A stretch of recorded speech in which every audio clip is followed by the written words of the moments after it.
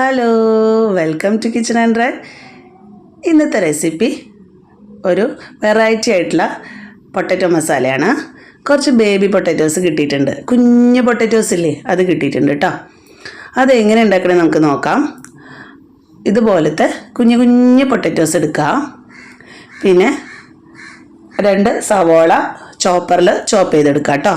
പിന്നെ 2 തക്കാളി പേസ്റ്റ് ചെയ്തെടുക്കണം.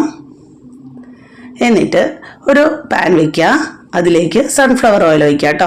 വെളിച്ചെണ്ണ ഒഴിക്കരുത് കേട്ടോ. നോർത്ത് ഇന്ത്യൻ വിഭവങ്ങളൊക്കെ വെക്കുമ്പോൾ നമ്മൾ ഒരിക്കലും വെളിച്ചെണ്ണ യൂസ് ആക്കാൻ പാടില്ല. പിന്നെ അതിലേക്ക് ഒരു 1/4 ടീസ്പൂൺ നല്ല ജീരകം ചേർത്ത് കൊടുക്കണേ. എന്നിട്ട് അതിലേക്ക് പട്ട, കരയാമ്പൂ, ഏലക്കായ അത് ചേർത്ത് കൊടുക്കുക. അത് ഒന്ന് പൊട്ടി വരുമ്പോൾ അതിലേക്ക് ചതച്ച് വെച്ച വെളുത്തുള്ളി, ഇഞ്ചി, ഒരു പച്ചമുളക് ചേർത്ത് കൊടുക്കുക കേട്ടോ. അത് നന്നായിട്ട് വഴറ്റി കൊടുക്കണേ.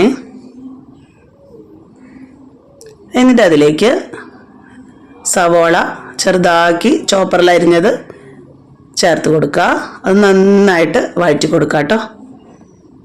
എന്നിട്ട് അതിലേക്ക് പൊടികൾ ചേർത്ത് കൊടുക്കുക കേട്ടോ. 1/4 ടീസ്പൂൺ മഞ്ഞൾപ്പൊടി, പിന്നെ 2 ടീസ്പൂൺ മുളക് പൊടി ചേർത്ത് കൊടുക്കുക. ഞാനിപ്പോൾ സാധാരണ പൊടിയാണ് ചേർത്ത് കൊടുത്തിട്ടുള്ളത്. കാശ്മീരി പൗഡറാണ് ചേർത്ത് കൊടുക്കേണ്ടത് കേട്ടോ. എൻ്റെ കയ്യിൽ അത് കഴിഞ്ഞു, അപ്പോൾ അതിട്ട് കൊടുക്കുക. പിന്നെ അതിലേക്ക് 1-1.5 ടീസ്പൂൺ മല്ലിപ്പൊടി ചേർത്ത് കൊടുക്കണേ. എന്നിട്ട് നന്നായിട്ട് മിക്സ് ചെയ്തെടുക്കണേ.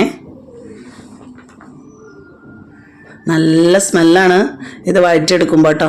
ആ നല്ല ജീരകവും ഒക്കെ ഇട്ട് കഴിഞ്ഞാൽ തന്നെ ഒരു നോർത്ത് ഇന്ത്യൻ സ്റ്റൈൽ സ്മെല്ല് വരും. പിന്നെ അതിലേക്ക് ടൊമാറ്റോ പ്യൂരി ചേർത്ത് കൊടുക്കുക.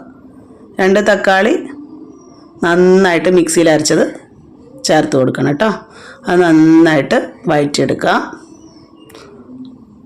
തക്കാളിയൊക്കെ ഒന്ന് കുക്കാവട്ടെ കേട്ടോ. തക്കാളി കണ്ടോ, എണ്ണയൊക്കെ തെളിഞ്ഞ് വന്നിട്ടുണ്ട്. ഇനി നമ്മളതിലേക്ക് 2 ടേബിൾ സ്പൂൺ തൈര് ചേർത്ത് കൊടുക്കണം കേട്ടോ. ചെറിയൊരു പുളിയൊക്കെ ഉണ്ടാവും ഈ മസാലയ്ക്ക്.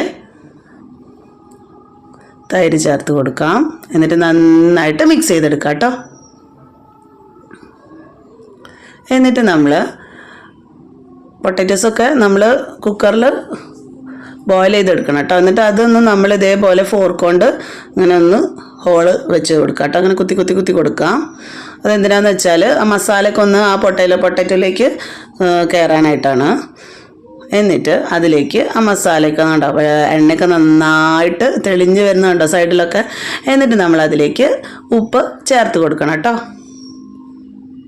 നന്നായിട്ട് മിക്സ് ചെയ്തെടുക്കാം. ഓയിൽ കുറച്ചും കൂടി ഒഴിച്ച് കൊടുക്കണം കേട്ടോ. എന്നിട്ട് അതിലേക്ക് നമ്മൾ ബോയിൽ ചെയ്ത് വെച്ച ബേബി പൊട്ടാറ്റോസ് ചേർത്ത് കൊടുക്കുക.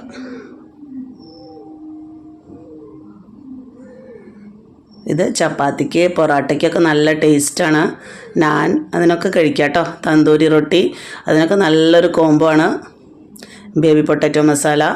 നമുക്ക് കുട്ടികൾക്ക് സ്കൂളിലേക്ക് ലഞ്ചായിട്ട് കൊടുത്തു വിടാം. പിന്നെ ഇപ്പോൾ നോയമ്പൊക്കെ അല്ലേ, അപ്പോൾ വെജിറ്റബിൾ കഴിക്കുന്ന ആൾക്കാർക്ക് സൈഡ് ഡിഷായിട്ട് യൂസ് ചെയ്യാം. നല്ല ടേസ്റ്റാണ്.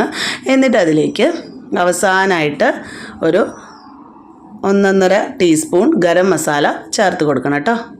എന്നിട്ട് നന്നായിട്ട് മിക്സ് ചെയ്തെടുക്കുക. പിന്നെ അതിലേക്ക് ഒരു പച്ചമുളക് ചെറുതാക്കി അരിഞ്ഞത് ചേർത്ത് കൊടുക്കണേ.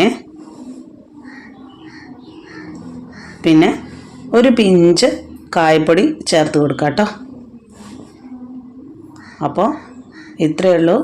നല്ല ടേസ്റ്റിയായ dhaba style potato masala ready ആയിട്ടുണ്ട്. അപ്പോൾ ഇഷ്ടമായാൽ ലൈക്ക് ചെയ്യുക, ഷെയർ ചെയ്യുക, സബ്സ്ക്രൈബ് ചെയ്യുക. Thank you.